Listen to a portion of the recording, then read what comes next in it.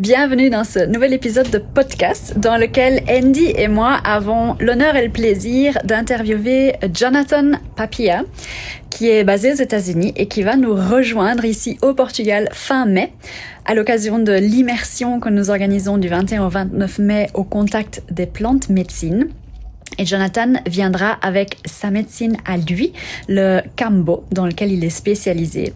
Et donc c'est un épisode dans lequel il nous partage son histoire personnelle, notamment face à la maladie, son parcours en milieu hospitalier au Canada, très intéressant également, et puis sa rencontre avec les plantes médecines. Il a voyagé un peu partout, surtout entre le Mexique et la Colombie, dans divers pays, pour vraiment aller à la rencontre de toutes ces sagesses ancestrales et de ces rituels. Pendant cette interview, vous allez découvrir le lien entre le corps et l'esprit, entre les maladies et nos émotions. Vous allez découvrir comment les plantes médecines nous aident dans notre processus de libération et de purification, que ce soit physiquement, mentalement ou émotionnellement. En tant que spécialiste du Kambo, et vous allez découvrir tout sur ce que c'est, de quoi il s'agit, Jonathan nous partage la puissance de cette médecine en termes de purification corporelle, émotionnelle, mentale et en termes de régulation de notre système nerveux, grâce notamment à des peptides qui sont en cours encore d'études par les neuroscientifiques, parce qu'il y en a tellement contenus dans ce venin de grenouille en fait, et qu'ils ont un impact absolument incroyable sur notre système. Et last but not least, on a énormément échangé sur le fabuleux pouvoir d'auto-guérison et d'auto-régulation de notre corps, chose que nous découvrons au quotidien au contact de nos clients, lui, nous, juste via des approches différentes, nous plus via du bodywork et lui via donc ces plantes médecines. J'espère que cette interview sera aussi riche qu'elle ne l'a été pour nous. Moi, pour ma part, j'ai énormément appris au contact de Jonathan, j'ai adoré notre échange.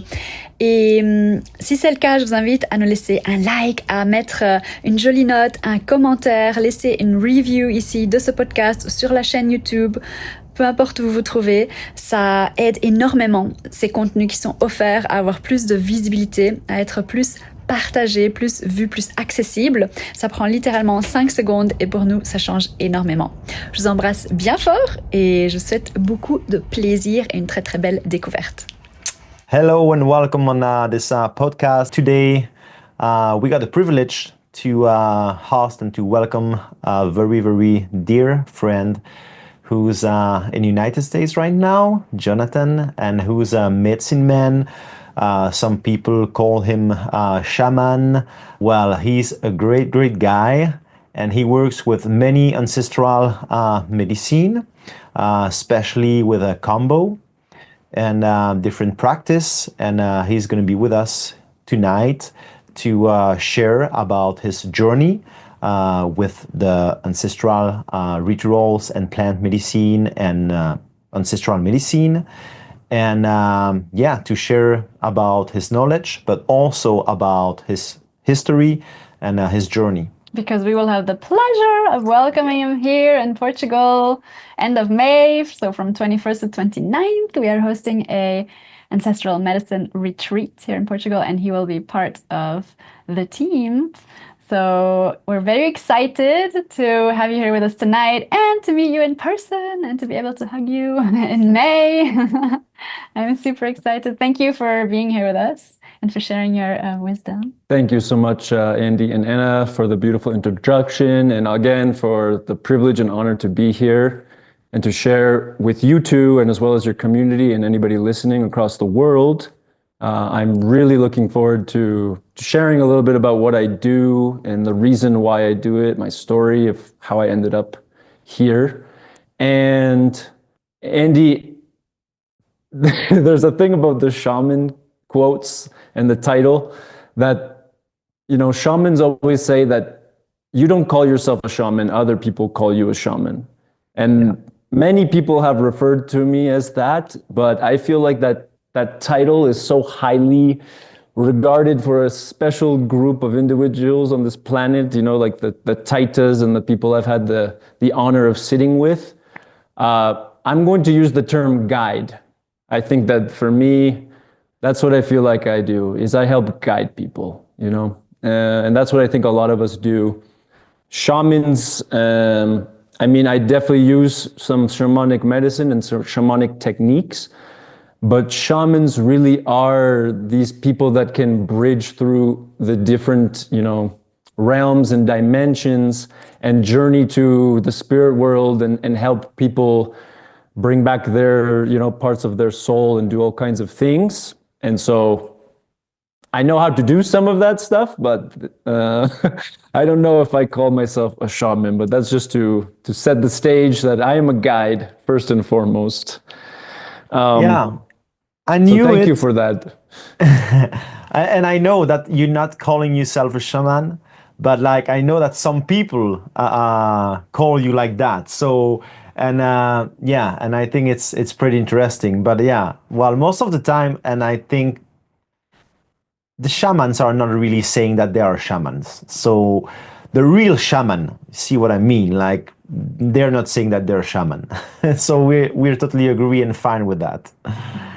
So can you tell us a little bit more? I'd be super curious to get to know you, get to know your story. Like, how did it all start? How does someone get into that? Was it like, did you have perceptions or certain things happening already as a child, or as an adult, did you yourself like participate or like follow a ceremony? How did you get into this whole world? That is such a great question. And it has been such a beautiful journey, to be honest. I'll bring it all the way back to quickly when I was like 15, 14.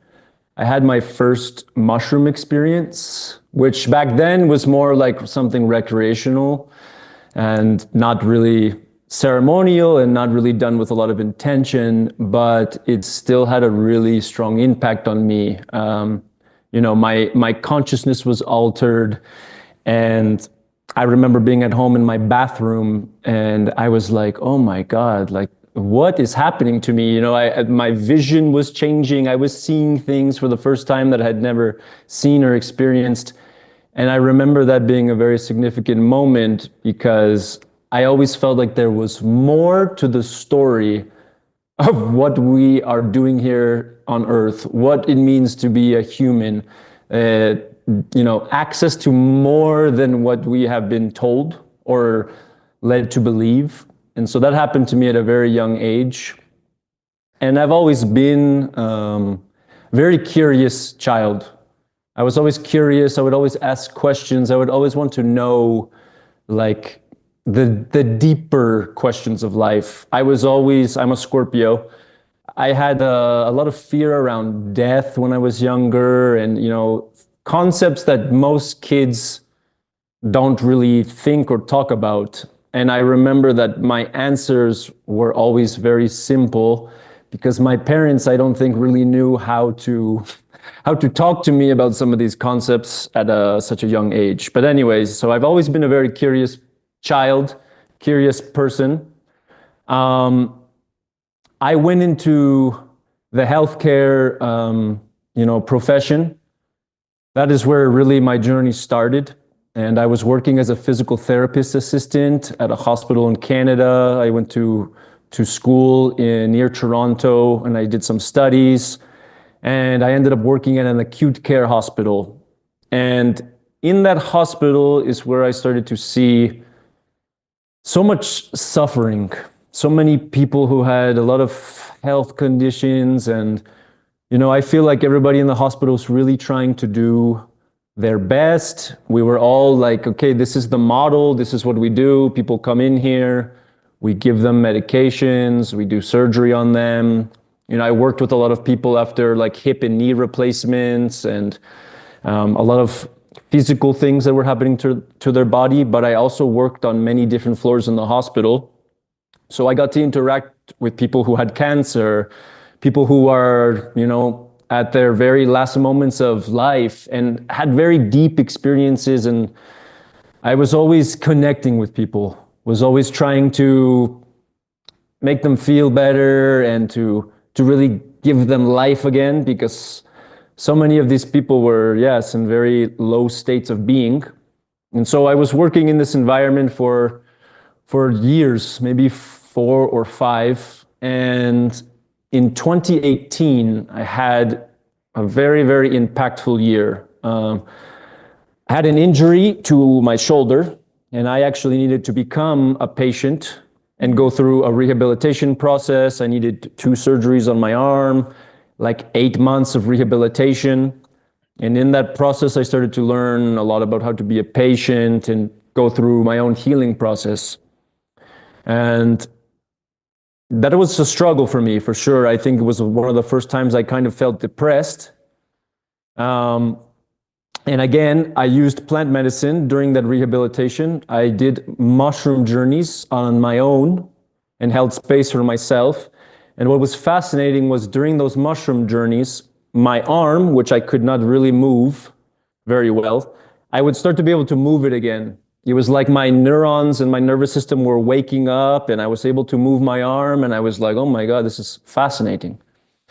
And so I think the mushrooms helped me for sure, and I spent some time in Hawaii. My grandpa unfortunately passed away, and we went to Hawaii afterwards. And Hawaii was a huge change for me in my healing process for this arm, because I was connected with nature, the magic of that island. I was swimming, I was running. I went back out to nature to be myself again, to awaken that inner human. And then I came back home, and this is where things start to get pretty interesting with my story. So this was all in 1 year. I healed from that experience with my shoulder. I went back to work at the hospital, and I got some crazy pain in my stomach one day. And I mean, it was like a 8 out of 10 pain. Just like, oh my God, like what is happening, you know, like. And I realized that my pain was actually not coming from my stomach, but it was radiating up to my stomach. And my pain was actually coming from my genital region. And for me, I was like, oh, like that's pretty concerning. I have never had pain like that before. And I went to the doctor and got an ultrasound test. And what was so interesting was the pain went away over that weekend. I had an ultrasound test Friday. By Monday, the pain was gone. And I was like, oh, okay. You know, whatever that was didn't seem to be a big deal. And to preface this, I had also been in a relationship for about 4 years with a girl who was amazing, an angel. She was a big part of my process of awakening, and I will get into that a little bit more. But the doctor called me that same week after the pain went away and told me that I needed to come to the office because they found something on my scan. And this is when I was like, oof, okay. Oh my God. You know, not a good sign, but I'm a very positive person. And so, okay, it's not a big deal. I'm going to go to the doctor.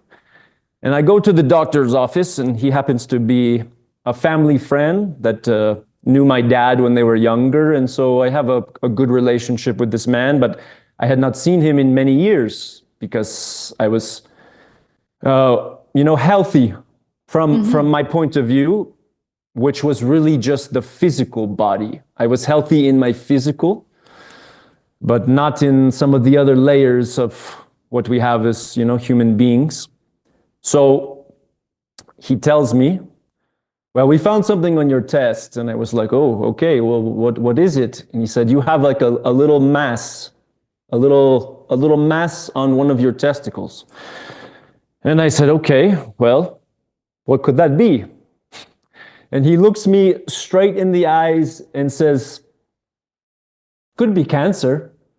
And I was like, oh my God. Like, really, cancer? And I was so shocked to hear that word, because I was like 27 maybe, very healthy. I exercised, I took care of my body. I thought I was healthy. And I was like, oh my God, like, what the F? Like, what? Like, how could this be? And he said, well, it's okay, no matter what it is, like you're young, we will just remove it and you'll be fine and you'll be healthy, is what he said to me. But you need to go and see a specialist. So I go, I see the cancer specialist. And within a few minutes, he's already telling me like, okay, this is what we're going to do. You're going to have a surgery in 2 weeks. We're going to remove the testicle, blah, blah, blah. And long story short, I decided to pause for a moment. And I told the guy, I'm going to go do some more research. I want to advocate for myself a little bit. I want some more tests. I know the medical system a little bit more than most people. And so I wasn't like just going to go ahead and do this. Yeah. Also, in my body, I was just like, this is crazy. So I go home and I ordered a book off of Amazon. And I don't know how I came across this book, but I started searching and I found this book called How to Heal Cancer Naturally, written by some man who happened to be a journalist. And his wife ended up passing away from cancer, but also because of the chemotherapy, like drugs that they give her. And he devoted the rest of his life to trying to find different ways to heal cancer naturally. And I don't know how I stumbled upon this book, but I read the book front to back. I sat there for 5 hours and I read 300 pages and didn't stop. And there was one page that sent like a shock through my body, because it said how your emotions can manifest into cancer in the body. And something happened to me, and in that moment I realized, and this is something I had been keeping really far down inside of me, was that I manifested or created whatever this thing was, that I was fully responsible for it. And I realized I had so much guilt and shame inside of me because I was in a relationship, but during that time of my relationship, I was not faithful with the woman that I was with. And I had so much guilt and shame about that, but just kept pushing it down and pushing it down. And basically, I was living a lie. My life, my way of interacting, it was not truthful. I was not living authentically or in integrity. And this is what was manifesting because of all of that. So and to it's make that part, but it's interesting that maybe, the genitals, the relationship, because like every body part has like a significance, right? Yeah, symbol. And that area is where our sacral chakra is, which is the energy of creation, and that's sacral energy, and also how we relate to people. So I was using the most powerful energy in the world, not in a harmonious way, but in, a dishonest way. And so, yeah, it all made sense to me. And I was like, okay, I have to tell the truth. This is what I have to do in order to free myself. So that eventually happened, not to go into a bunch of details with that, but it happened. And it was almost like my girlfriend knew that something was wrong, but deeper. And she called me out and asked me about it. And I had to say, yes, I have not been faithful to you. And this is the reason why I think this whole thing is happening to me. And I ended up having surgery. I decided that, if this is what I had to do, that this is what I had to do. It was my consequence for my actions, but I was okay and accepted it. And I had surgery. And then 2 weeks after, I went back to that doctor that did surgery, and he told me I did not have cancer. They tested it and they didn't find any cancer. And I was in shock. I was kind of upset. I was angry. I was so many emotions all at once. And I even asked him, did we do the right thing? Was this necessary? And he said, well, whatever was there was not supposed to be there. And now we can confirm that it was not cancer. But he said, I've seen this so many times, and it's usually cancer. He said, I don't know what happened. I don't know what occurred, but whatever was in there, there's no cancer cells. So I kind of left that going like, oh my God, I'm given a second chance from the Creator, from God, to discover who I really am and to learn how to become a man. And I felt like it was a gift that I was given. And so for years, I had been hearing about ayahuasca. I had researched it. I had done lots of documentary watching and reading articles. And so there was this feeling I had inside my gut that in order for me to go and heal and discover who I am and to fix all of this and to learn how to live properly, that what I was looking for was in South America. I just had this internal guidance.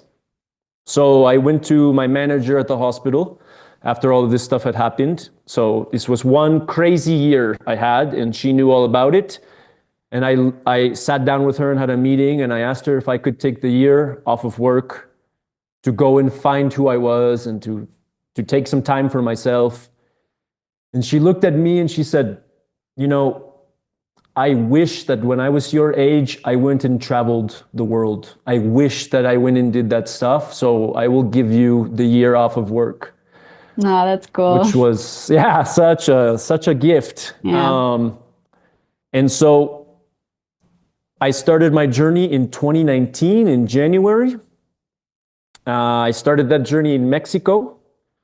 And then I went through different countries in Costa Rica. And then I ended up in Colombia.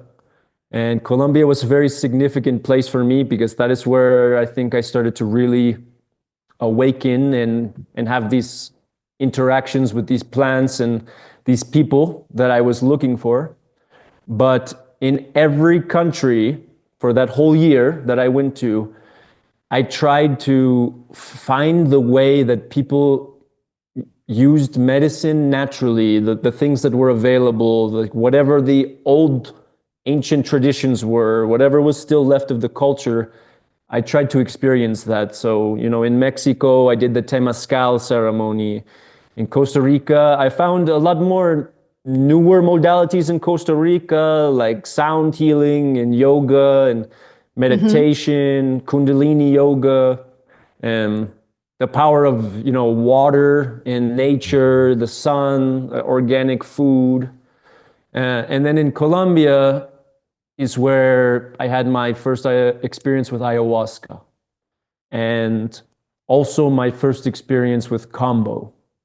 And ayahuasca really helped me to see the world and to see me for, I think, what I truly am, and to see this world for what it truly is. It was almost like I got to see the world around me with completely new eyes. Like they were fresh, looking at everything like, oh my God. And started to be able to see and witness my ego and go into my shadows and, you know, heal a lot of anger and also forgive myself for the person and the man that I was in that relationship, in all my relationships, to understand where like the core wounds that I had in my life from, you know, being abandoned and my parents separating when I was young. So it really helped me to see all of these different aspects of myself and to start to recognize them and accept them. And then I had my first experience with Kambo. And with Kambo, I was really trying to clear my body. Can you explain a little bit what it is? Just, I'm not sure that everyone here knows what it is. Maybe ayahuasca is probably more like known, but Kambo, I don't know what it is. So since you're a specialist. For sure. So Kambo is a secretion from the frog, the Philomedusa bicolor, or the giant green monkey tree frog that is found in the Amazon. It's a really big green frog, and it has this amazing secretion that is on its back that has 85 or so naturally occurring peptides. And this cocktail of peptides is so amazing because it activates all these different processes in the body. There are peptides that work on your nervous system and your neural pathways. They help with pain relief. They help, you know, release stress in the body. They help to calm the nervous system. They can help people with depression, anxiety. And then there's a lot of different biopeptides that act in your stomach, your digestive system, your liver, your gallbladder. And so there's this amazing healing experience that takes place with Kambo. And it's not just on a physical level, it works with you on an emotional level, in a spiritual level. So, there's been scientists in Italy that have studied these peptides. I forget the gentleman's name right now, but his name is Dr. Victor something. He's actually the man who studied serotonin and discovered serotonin. So he's an amazing scientist who's studied about 16 of these peptides. There's still many more that we don't know. And there's still part of the frog that is like the more mysterious, more magical, shamanic side of the frog, is like the spiritual side. And that for me, I like to, keep that part mysterious, because the frog works in a way inside of you that only the spirit of the frog knows. Right. And as a we guide don't for understand Kambo, everything, but right, as a guide for Kambo, I don't need to understand. I just need to trust that it's going to go and do what it needs to do. And so it works in people in a very deep way, and it has the ability to bring things up to the surface, like deep emotions that maybe have been stuck somewhere in the body. It doesn't erase the traumatic experience or take away the trauma that we have had in the body, but it can help bring up emotions related to those traumas. So maybe somebody has a lot of anger inside, or sadness or grief that they haven't processed, that can be brought up and purged out of the body. So Kambo is a purgative medicine, and it works by purging these emotions, the bile, the stuff inside of your digestive system. It brings that all up and clears out all the old toxins, the old stagnation. So it's a very beautiful medicine, but it's a very different kind of experience than most medicines, or the way that most people are used to experiencing, a medicine, for example. With Kambo, it works by going into the lymphatic system. So we have to take this little tamishi vine, is what it's called, or a type of incense, and we burn a tiny little gate in the arm. So you're just pushing the stick to the first layer of your skin, and it makes a little dot. And Kambo comes on a stick straight from the Amazon.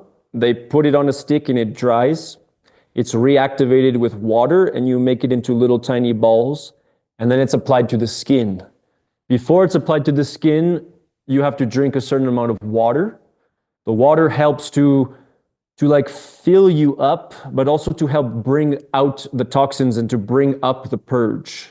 Water's very cleansing, and so it's an important part of the process. You talk about emotions, and water is linked to emotions also, right? Like we are 70 or 80% depends on water in the body, and emotions are energy and motion. So maybe that helps to cleanse as well.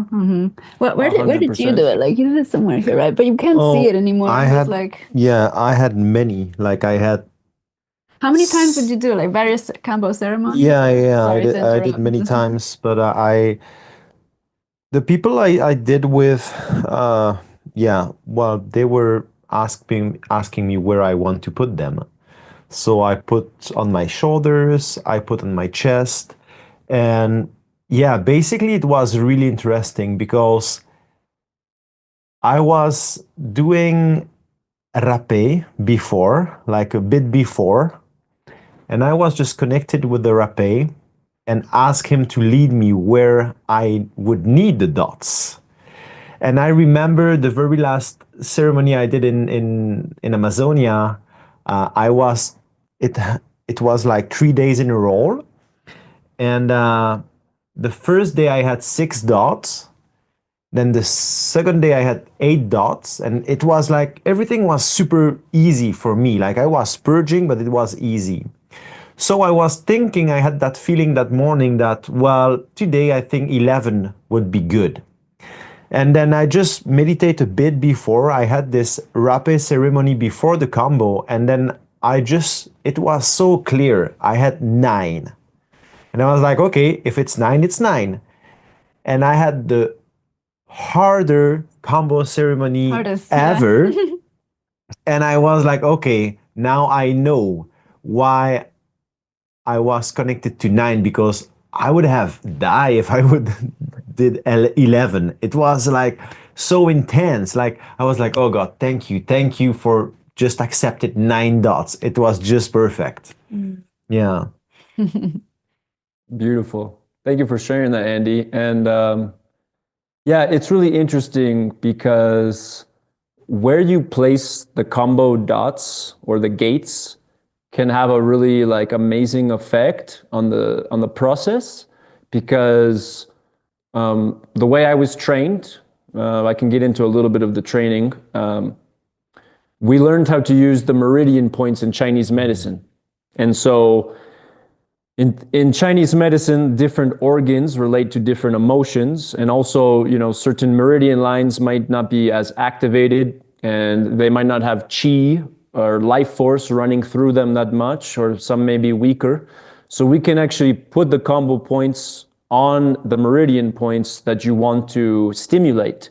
And this, for me, is one of the most amazing ways to use combo. And for me, I really enjoy it. It's like trying to figure out, okay, what points are going to help this person the most with basically what they're experiencing right now and what their intentions are for this session.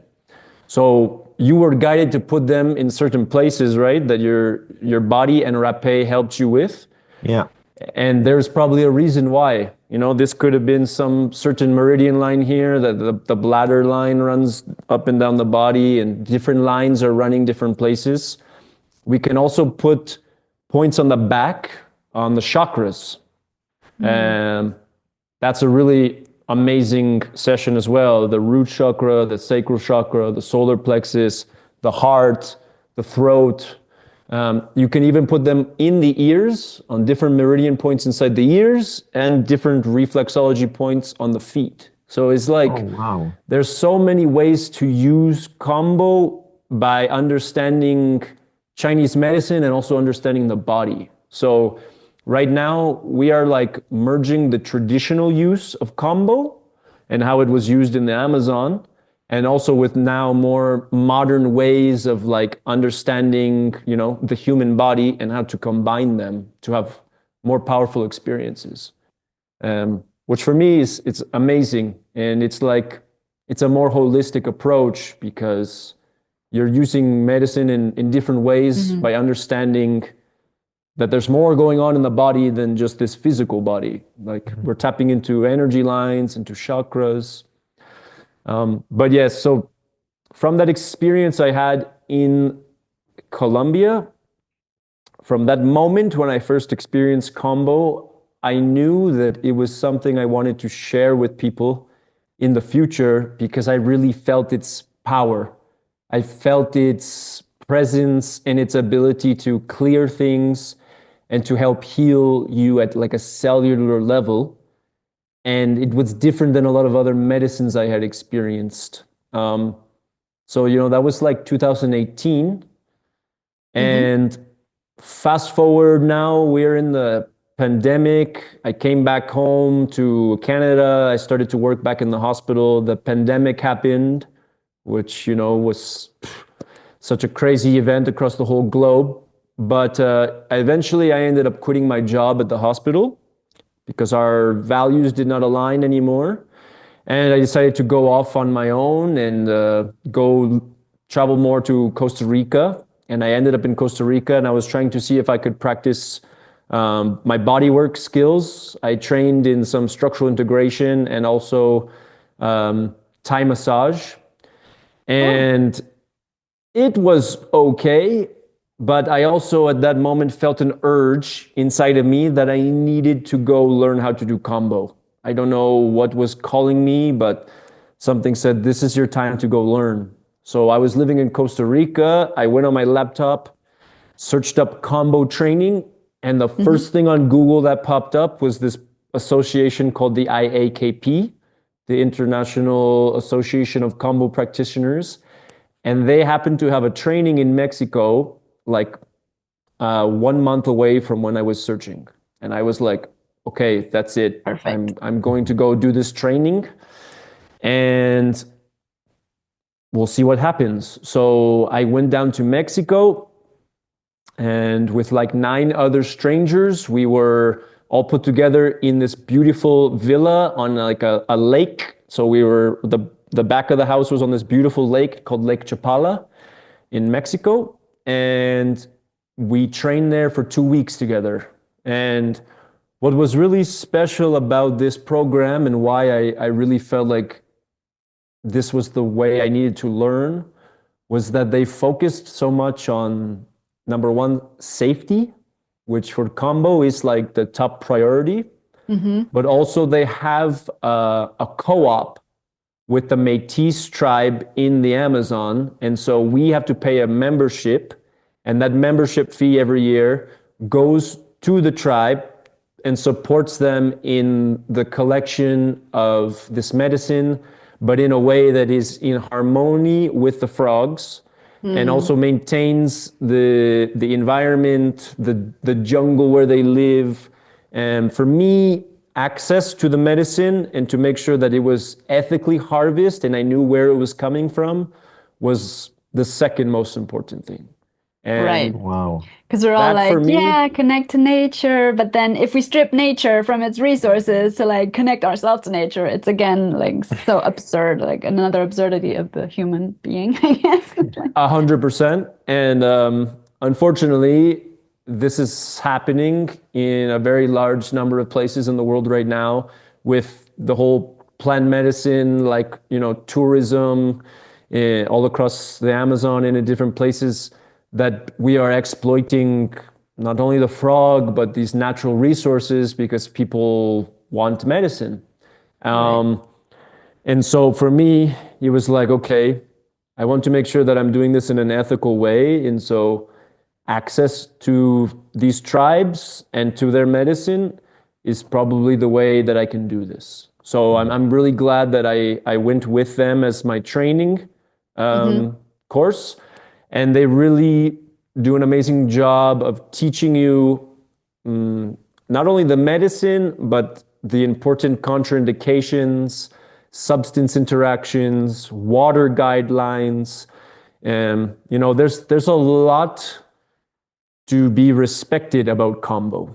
It's not just some medicine that, anybody can just go ahead and do. You really have to make sure that this person is ready, and that their health and whatever's going on in their body can handle this medicine. Right. Can I Because make there's a a lot little... of processes. Yeah, because I know that, so you will be hosting like this, bringing this medicine, ceremony, yeah.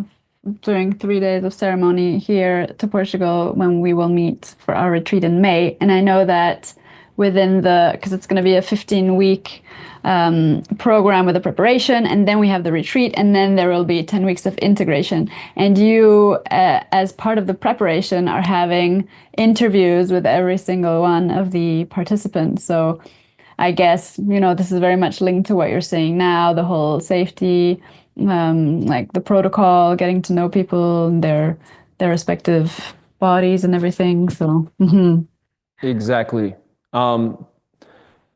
That for me is really important, is to connect with the person and to really understand their intentions, so I can help guide the sessions, especially when we have 3 different sessions to work with people. We can do different things, and it's almost like, you're going on some journey with the medicine and with you and your intention. But then also, to understand their health history and medications, different substances they use, and just to make sure that, okay, this person's going to be safe with me and they're okay to do Kambo. And then if there are some things that, okay, maybe I just have to take some precautions, I have to be aware of, certain aspects of this person and the ceremony. It's all just about being safe. It's really about safety, number one, for the people who are sitting with the medicine, for number 2, the practitioner, and number 3, the medicine. Because when practitioners don't respect the medicine or really do their care as a practitioner, and things happen, then everybody's affected, and so is the medicine. And it's like we want to provide this in a safe, healthy environment to as many people as possible. And that means I have to do my job in the most integral way that I can. So this is something for the last 3 years that I've been really, really practicing and focusing on. And that means sometimes telling people that they can't do Kambo. Yeah. I don't like to say no to people and no to, helping people resolve things in their body. But some people, due to their own health, they just can't sit with the medicine because it's risky. So this is something that happens, and as a practitioner, it's something that you have to be okay with, is saying no to people. Yeah. So yes, but yeah, it's a very fascinating medicine, and also it helps as a precursor, which I feel like Andy experienced when you were in Colombia. Before you do medicine, Kambo can basically help clear the channels, clear your body, clear your spirit, so that way when you go and sit with medicines like ayahuasca or mushrooms, that for the first few hours you're not just wrestling with the medicine, trying to clear off all the stagnation and all the garbage that we have been putting into us for years. But Kambo can help you do that, so you can connect much deeper with the spirit of the plant medicines that you're working with. So that's another exciting part of using Kambo in a synergy with other medicines. Right. And what I've heard also, can you confirm that when you do Kambo, for example, for 3 days, as we're going to do, it's also interact on your neuroplasticity. So it can really help you to have good switch in the way you think, in the way you see things, in the believing, like all of us, we have like restrictive believing, even without knowing it, beliefs. But yeah, that's what I heard, and I think that's what I feel also. Like a nervous system reset, kind of, or is it more in your? I don't know if it's mindset, I don't know if it's a reset, but it's like, yeah, being able to just play with that neuroplasticity, which it's way more flexible than usually as an adult, like a kid, basically. The same for psilocybin, I think, right? And yeah, probably the same than with psilocybin. I'm sure you can better. I'm just over here like shaking my head to everything you're saying, because you guys are, yes, spot on with all of those things. So Andy, exactly what you're saying is something that I've experienced personally, but also have seen in many of my clients, that there's this after effect after Kambo, which some of your triggers, some of your addictions, these patterns, they're not as strong. They're not as cemented. It's almost like you've created a little bit more space and awareness of what is going on in your subconscious and what is going on in your daily life that maybe you didn't notice before so much. But it's almost like you have an ability to recognize them and to maybe not engage with them in the same way that you did before. It's like this little break of like, okay, for example, I smoke cigarettes every day. And right after Kambo, I don't have to smoke as much as I used to. And I'm actually not really craving them that much. And when I go to smoke, I'm kind of like, why am I smoking this cigarette right now?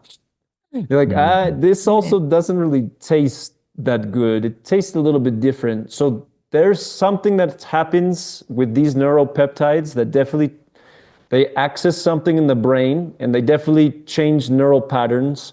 And also, Anna, what you said, I worked at a retreat center for a year in Mexico, which was almost like an initiation process for me last year. And I was just every day doing healing sessions with people, using all these different skills. But one of the main things we used Kambo for was actually to help people rebalance their nervous system. It works in a really beautiful way to kind of like recalibrate everything, like resettle it, like just bring people back down into, I mean, a sympathetic state for sure, that happens, but then also come back down into a parasympathetic state. So it's a fascinating medicine that works on like the entire body. And the nervous system stuff for me is, I think, very helpful for a lot of people because everybody's in like fight or flight or sympathetic mode or freeze mode. Sometimes people are also frozen, but Kambo can really help to move them out of that process, to help regulate them again. And when you have a regulated nervous system, then yes, you can start to feel, safe within your body. You can start to work deeper with yourself. You can, experience life differently.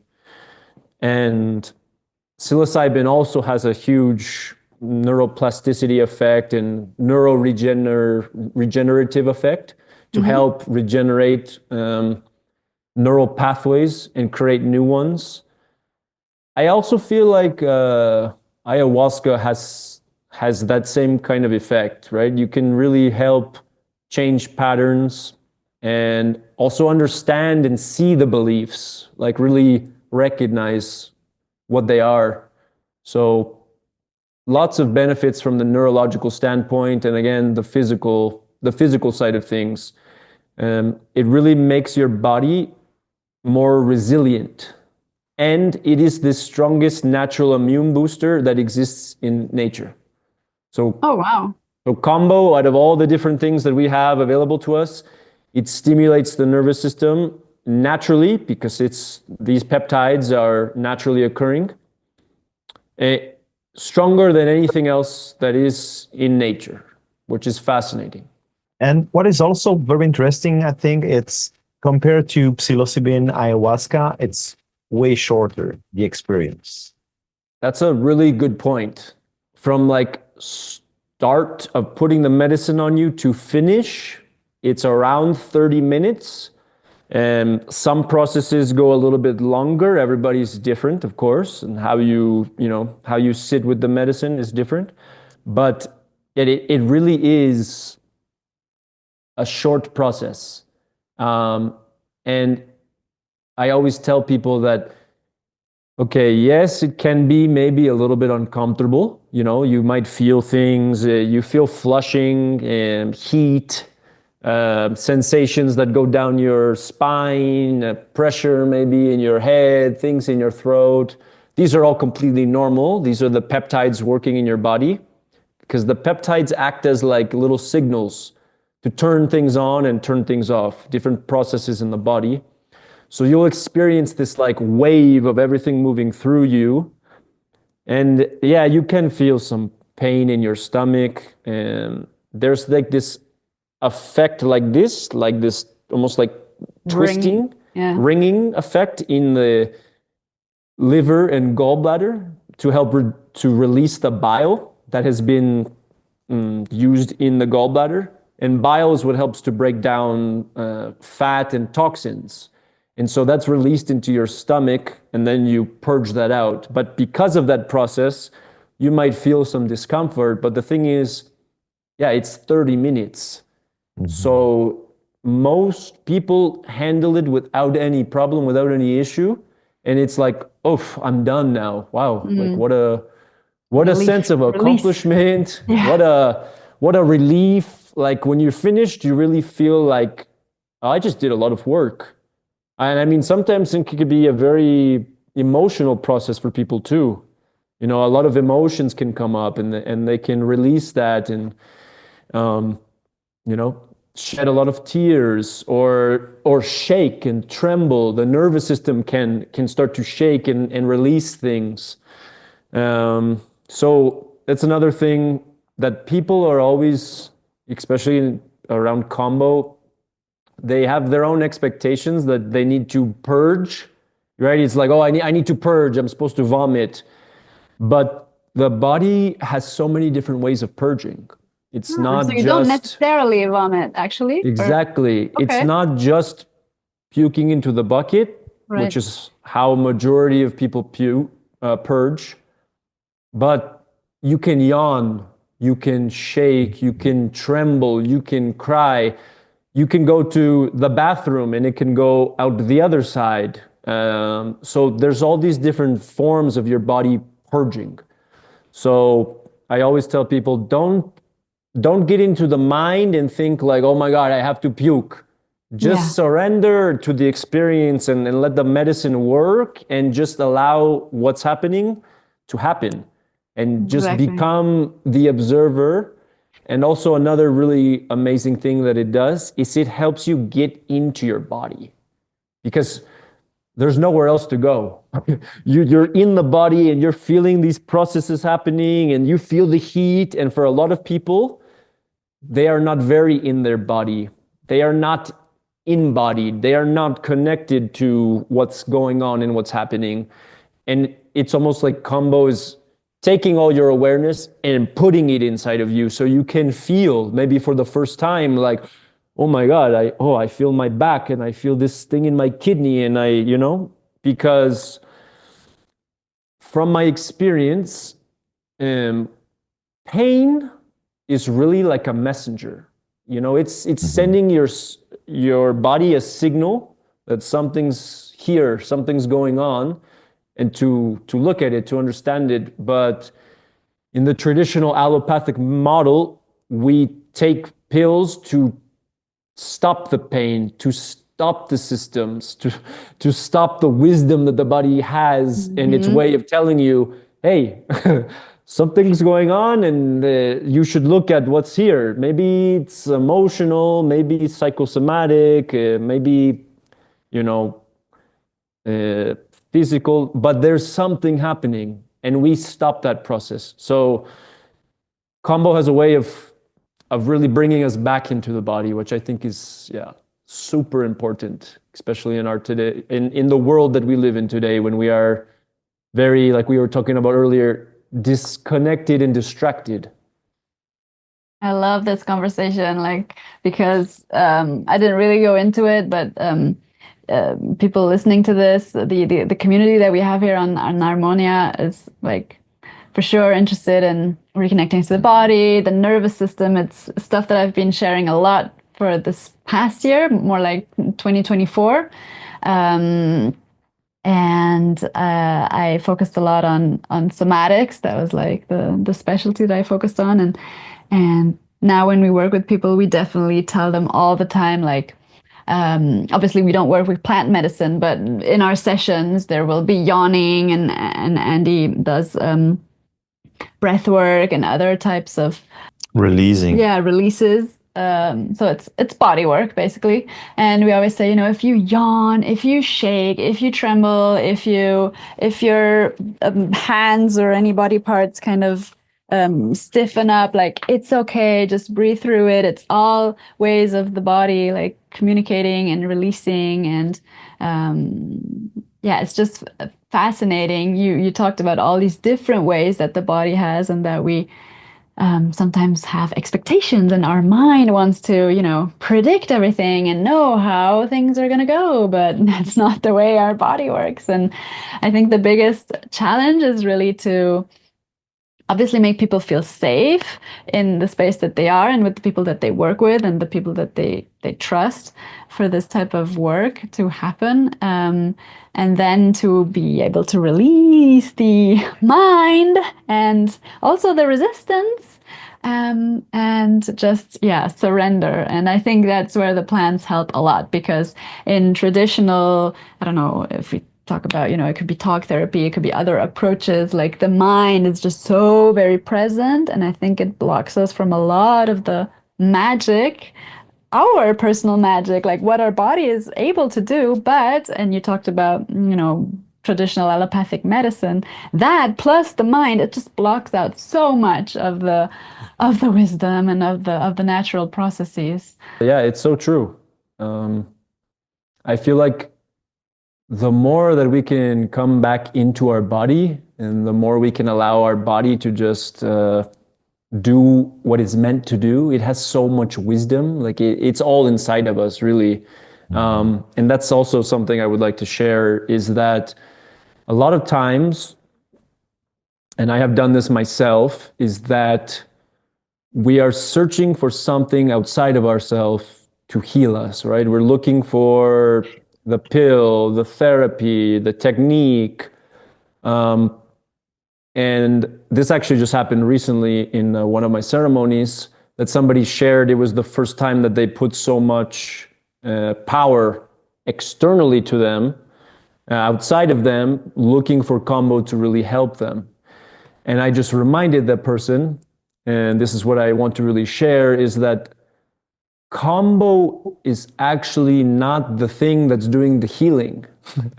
It's creating space and removing the stuff that is in your body that is stopping the process that's naturally supposed to happen. So our bodies are what's doing the healing. We are doing the healing. And I think in all of the medicines, our body really is the thing that has the power to heal and, to expand our heart and to open ourselves up to what's actually there. And so it's a reminder that Kambo is not the thing healing you. Ayahuasca, mushrooms is not the thing that's healing you. It's you. It's Andy. It's Anna. It's the wisdom that's inside your cells that's really doing that, which is, for me, it's important to remember because I feel like it's very easy to forget that sometimes. Yeah. Yeah, I had so many people who were telling me, well, I did 2 nights of ayahuasca and I was so disappointed. And then when you go a little bit deeper, you ask them, well, how did you prepare? How did you integrate? How did you process?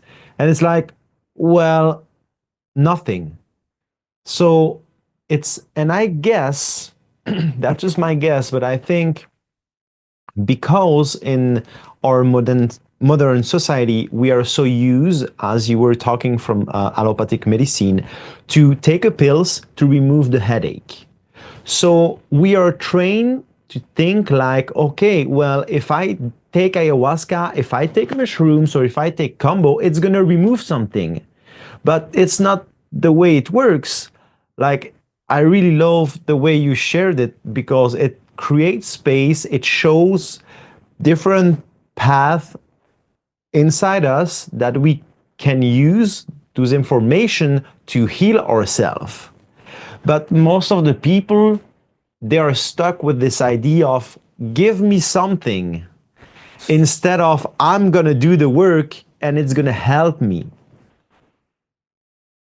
And I heard so many stories those last weeks, like, because Andy's doing these interviews, right? Yeah. Every single person for the retreat, we interview them, we talk about them, and this is something really interesting that comes up again and again. It's like this belief that, yeah, but is this finally going to help me? Is this finally going to heal, like, take all my worries and problems away? It's like, no, girl, like, and when some of the people who are interested, they told me, well, I did already 2 times. And I was like, okay, good. How did you do it? Well, 2 nights. How was your preparation? Well, 2 days. How was your integration? Well, nothing. And I was like, it's exactly like you would try or you would decide to run a marathon with no preparation. You never put running shoes of your life ever, and you're gonna run a marathon. You might succeed, but you're gonna be fucking break after that. broken, yeah. Broken. So that doesn't make any sense. And also the healing is not only in taking the medicine, it's also the path, that the training that you do in order to meet the medicine? Well, in my opinion, if you start preparing like for a couple of weeks, that's going to make things very, very interesting. Like with everything in life, right? The journey is actually where you get the... It's like the marathon. It's exactly the same. The juice, the medicine, like, yeah. And actually the competition, the marathon, is basically, it's the cherry on the cake. Right.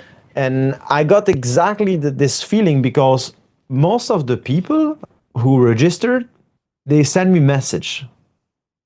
Well, I don't know what happened, but it looks like it's already working on me. And I was like, okay, this is exactly the way it should be. Exactly the way it should be. So if you don't prepare anything and you just register for 2 nights like this, of course you might have trouble. Or also it was interesting because many of them were, well, I have a friend who did this and he was very disappointed. And then I asked, well, did your friend prepare anything or how was it? And nothing, almost nothing, most of the time. So very hard experiment or disappointed. While I think you do the process properly, like they were doing with the indigenous people back to the time, you can't be disappointed. It's like there's no way to be disappointed. And also, I don't think it must be hard. Yeah. Like you were talking about purging. We have all these expectations. Yeah, I didn't like, everybody told me before my first ceremony, well, you're going to puke, it's going to be hard. I never puke drinking ayahuasca. Never. And I was purging by yawning. But I yawned for hours. And I was like, ah. I had the impression that my mouth was like 2 or 3 times bigger than it was actually. It was crazy. But it was so soft. So, yeah. Well, my experience every time was super, super cool. So I'm excited to see also how it's going to be here in Portugal. Me too. And you guys just said like so many different things that we could take the conversation in so many different ways. And thank you for sharing all that. I just want to say that I was one of those people. You know, I wanted ayahuasca to take away my addiction to this. I wanted ayahuasca to remove the anger I had inside. And I think for a long time, I was doing something called spiritual bypassing, which is like, okay, I took this medicine. Oh, I learned about this and breath work and meditation. And yeah, I got it. But that was not the truth at all. And I was not really integrating anything that I was learning into my life. Mm-hmm. And so it's so important that you mention integration, because this, I think, is like the missing key to so much of this work, is that we think the change happens in the medicine ceremony. We think the change happens when we're sitting with ayahuasca. The change happens when we go back out into life, into all of the same places and interact with the same people. But instead of doing this thing or saying this thing, we stop for a moment and we do something different than we have been doing for... Yes, pattern interruption, belief changing your identity of who you really feel like you are inside. You know, it's like that's the change in the medicine, and learning to spend more time in nature, take care of your body more, move it and give it the things that it needs. It's like, that's the integration part. And that is the part that I think is missing in a lot of these like retreats and immersions. We give all these people tons of information and practices and tools, but it's really hard to start to implement that in your life with everything else going on. So I'm so glad and I'm so happy for all these people that have decided to join us on this journey and adventure in Portugal, because the integration piece that you have afterwards is really going to change people's lives. That's the real work, I think, that is missing and is so necessary for people, is the integration piece. So thank you for making that a part of this retreat. And it's the work that we love. Like really actually sitting with people and then checking in, like, okay, what's going on now, right now in your life? What are you struggling with? What are you becoming aware of? What's, what shit is hitting the fan? Because this is where life is lifing and where we have to learn to love our human and work through things. And that is the actual spiritual work that people want to bypass, as you say, through, but I'm doing all the things, and I'm meditating, and I'm doing my yoga, and I took the plants, and I sat with the medicine and the whatnot, but it's not working. Well, you're not working. You're supposed to do the. So yeah, I'm very excited about it. And yeah, that's why I think, well, the way I put that together is because I see that more like a guidance, a 15-week guidance, using tools like ancestral rituals and ancestral medicine. And those are tools, exactly as you said. And this is like a initiatic path of 15 weeks, supported by ancestral rituals and ancestral medicine. Instead of just going like, okay, I'm gonna do this ayahuasca or mushrooms retreat and or weekend, and that's it. For me, this way, even if I know that a lot of people do it that way, but for me that doesn't feel really right. Because otherwise it's just like a 3 days out of your modern life, and that's it. It's like going on a city trip. Like you're super disconnected from nature. You're working in an office 8 hours a day on a computer, and you go like, you do like a 180-degree, go in the nature doing like a weekend, and it's not gonna, well, for me, I don't think it's gonna fix you. And if we watch the indigenous people, how they do it, well, basically they live in nature, they live in jungle, and they do that all year long. So basically they integrate all their life. So it's not like a one shot and that's it. And I think this is something that we have to remember as a modern society, a modern human. It's not just the medicine or the thing that makes gonna change, but it's way bigger, you know? I think something you said is really important.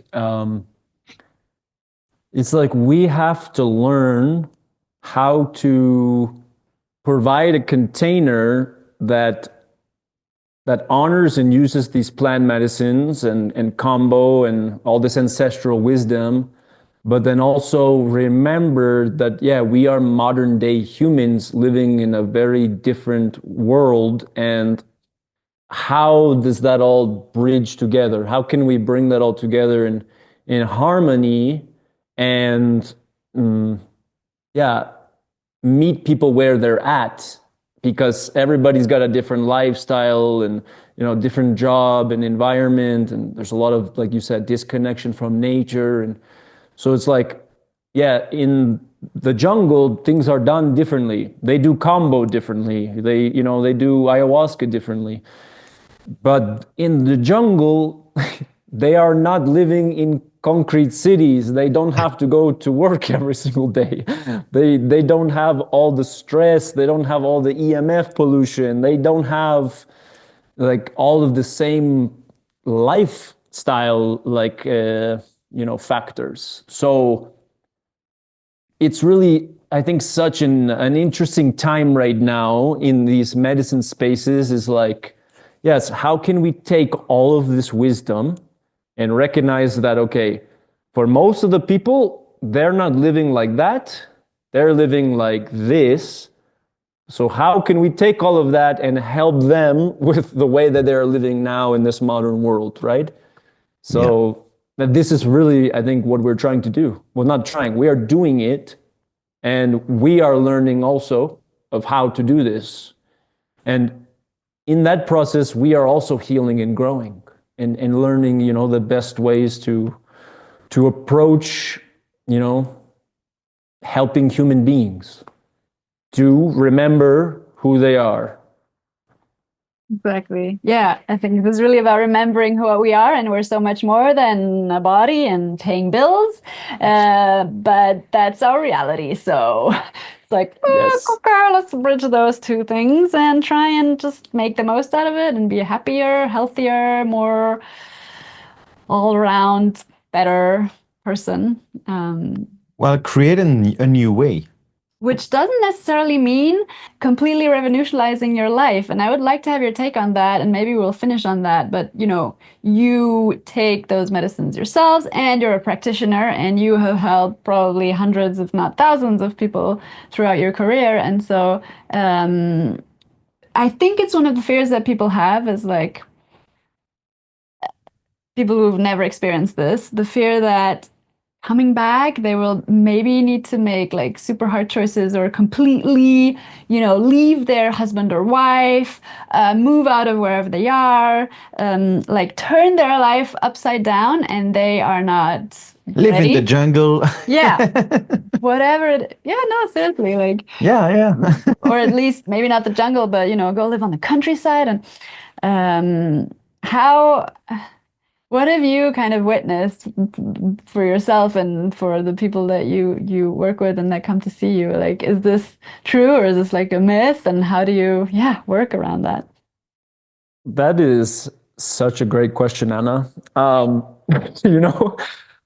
just thinking about some of the experiences that I saw at the retreat center and outside of the retreat center and the work I've been doing here in the United States. And I have seen a spectrum. So it's like at the one end, yes, people separate from their partner, and yes, people move and they make really, really big, drastic changes in their life. But that's because that's what those people needed to do, because that relationship might not have been really what they needed. And then I've seen the spectrum of, people just feeling like more calm and more present and more connected to their friends and family. And not a whole lot of changing and shifting has occurred, but just a more like internally present, mindful, more like and rooted gratitude for life and what they do have, and just being more present. So really, I think it's such a spectrum, because some people really do make big changes. But then it's And like again, it's just an accelerator or something that shows you what is already actually kind of wrong in your life and makes it more like salient and puts you in front of, that reality. And I guess, okay, well, it's better to get it over with quick than wake up when you're 80 and think like, oh no, I completely missed my life, basically. Yeah, I mean, that's a great point. It's definitely an accelerator. Like for me, I feel like the things that happen to people, it's like that was already the way they were supposed to go. They were supposed to go in that direction, or that's what life, had for their path. But by doing some of these medicines, the process was sped up, like it was accelerated, like you said. And so what might have took that relationship, 4 years to end, or the career change to go a different route, instead of 4 years, it took 6 months, because they had this experience and this awareness, and they really connected to themselves And it's like, oh yeah, okay, I don't want to be doing this job anymore. And maybe I do actually want to live in the countryside and have a more like graceful and peaceful life and want to spend more time in nature. So I feel like it's different for every person, but it's about what that person has inside.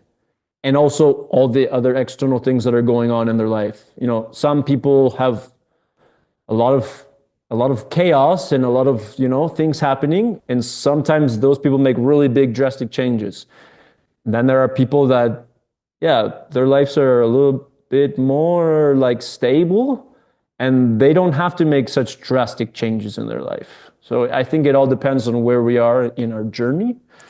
But I think that it's a good thing to talk about and to not have fear around change, because we have this crazy fear that, oh my God, change means that all of the things I do, I can't do anymore, right? Like, if I do this, I can't go and do that, or I can't be friends with those people, or I can't go and enjoy some wine on a nice night out with my boyfriend or my husband. But, and you touched on this before, Andy, about, you know, this is supposed to still be fun. We are supposed to still enjoy life. Like walking this path of healing is not so much about like restricting yourself from doing things, but it's more about, for the majority of the time, aligning to what serves you best in life, right? So, but still have fun, still learn to play and enjoy, you know, this process. It's not all about making all these changes and suffering and like doing, you know, boring things all the time. Personally, I don't drink alcohol anymore. I will have some wine once in a while or a glass of champagne. Yeah, But for same here. me, I don't have to have alcohol to have fun. I enjoy life and go dancing and have like, you know, the funnest time ever, but it doesn't involve alcohol like it used to 10 years ago. So it's like you learn that, okay, I can be who I am without all of these things sometimes, and I can still have fun and enjoy my life to the fullest. And I think we can learn to enjoy life even more the more present we become with ourselves, and the less we rely on all these external things to, you know, enhance our life or to numb us or whatever it is that we're doing, distracting. So this is something I wanted to say, is that like I really want to make sure that all these people who are coming, that they know that we're also going to laugh and have fun I and hope make so. jokes and like have a really great time. Because, you know, in Kambo, when you're puking and there's moments of seriousness, of course, but then after, like, you know, we can laugh if boogers come out of your nose or like something happens or you fart accidentally. It's like, we are not judging each other. We are all humans and we're all here just trying to help each other and figure out, you know, what we're doing. Yeah. And we can make space for all of it. It's all welcome. Yeah. So And thank like, you so much. we might be guides here for, you know, our respective whatever specialties or whatever you want to call it, but we're still humans, and like everyone farts and everyone I'm sorry, but yeah, everyone has a shit, you know. It's like it doesn't make us yeah, like no one should be anyone's guru. And yeah, I so resonate with what you said, and that on this spiritual path or just self-development, even we talk about this a lot with Andy, people tend to get so serious and so looking for a word, like intolerant almost, and like cut out all these things of their life. And it's great. Like, I mean, as we said, you know, we don't drink anymore either, or just I, like Andy, nothing really, but I like just very occasionally. And but it doesn't matter. Like, it's not about that, right? It's not about how many hours you meditate or how many hours you do your yoga, or how like we're not supposed to be monks. I mean, we talked about, you know, our life choices. Like, we live here in this world and with our lifestyle, and we are not monks in the Himalaya or whatever. That resonated with me. Well, like I don't drink anymore, but it's not privation. You know, like I don't do that because it's You bad to restrict drink. yourself, I yeah. don't restrict myself. It's just like I don't like the taste. So why would I drink? Like I don't drink Coke either because I felt I feel bad when I drink Coke. So I just don't do it. But yeah, I think it's not a checklist to do, oh, this is good, this is good, this is good, this is good, with all those rules, and you become so rigid.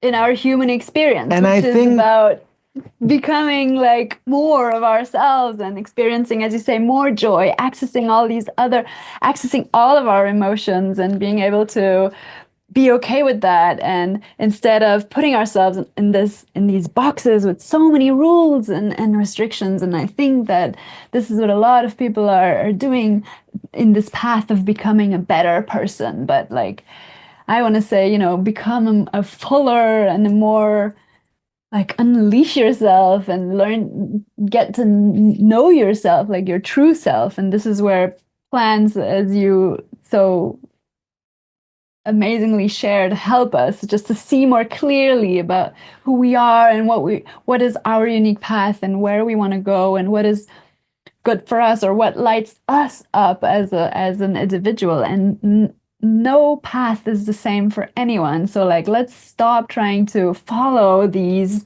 predefined 7 steps for this, or like even to launch your business, like, to be successful, you need to follow these 8 steps. I can't take it anymore. Like, seriously, it makes me like sick, and like, it just doesn't work because you are unique. So you should listen to yourself and follow yourself, basically, like your gut, your intuition, your whatever feels right and true and real and aligned to you. And like, stop listening to all this BS, basically. Well, not always, but all these people that are telling you what to do. No one can tell you what to do. And so, yeah, that was needed to vent that. Thank you. Thank you for that. That was awesome.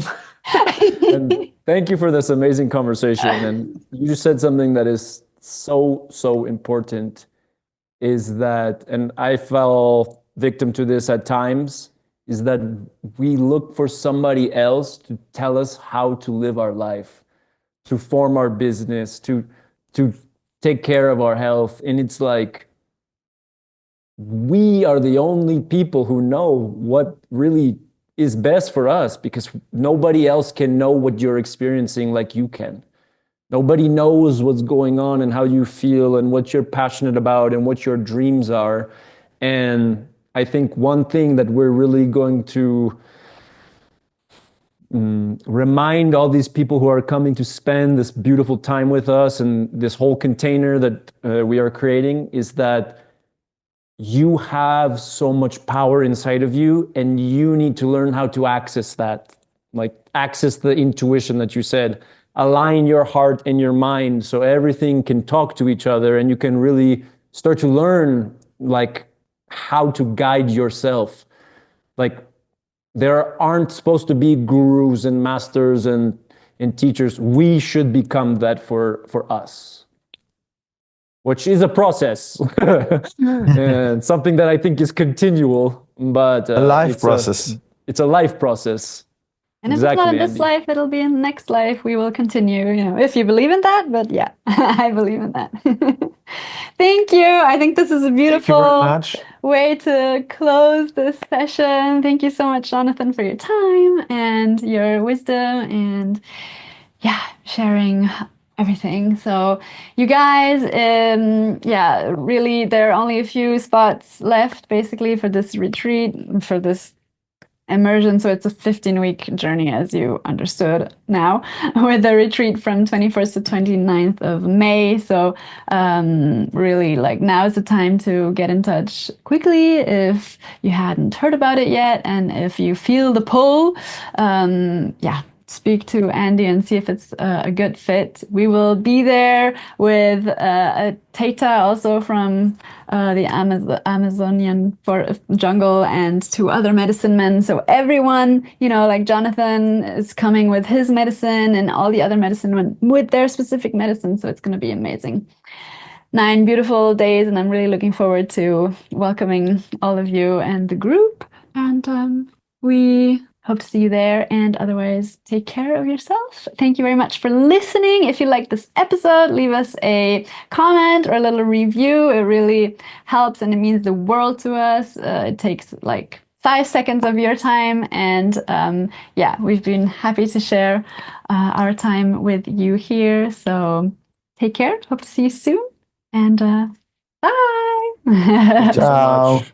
Ciao.